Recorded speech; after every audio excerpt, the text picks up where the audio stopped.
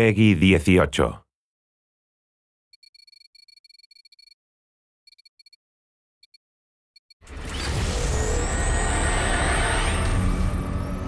We're at the world-famous Abbey Road studios in London, England, really having the musical time of our lives, recording the score to Call of Duty Black Ops 2.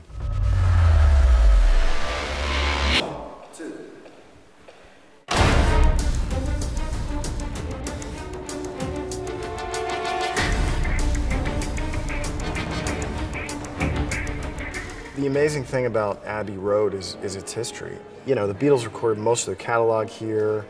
We're just so privileged to be recording Call of Duty in the same room as Star Wars, frankly. When I learned I won the audition, I think I jumped up and down about 50 times. It was an unbelievable feeling.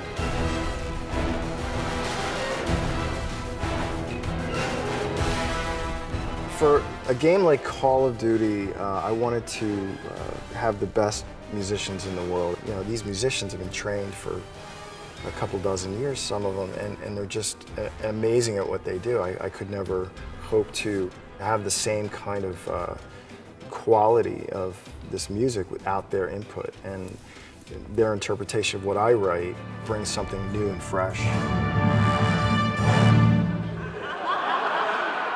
It's an honor to work with Jack.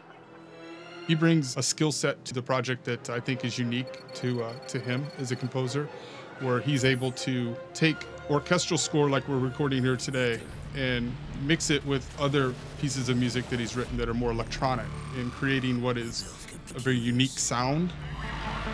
Robots. Whole unmanned armies. And no one ever asks.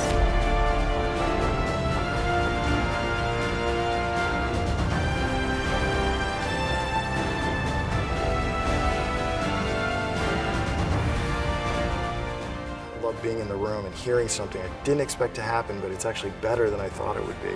And that's the value of bringing all these different parties to our party.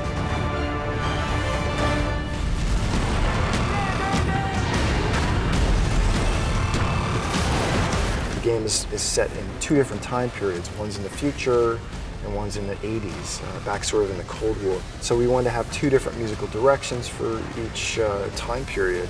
We wanted the future to feel a little bit more slicker and have maybe more electronics, whereas the 80s feels a little bit more orchestral.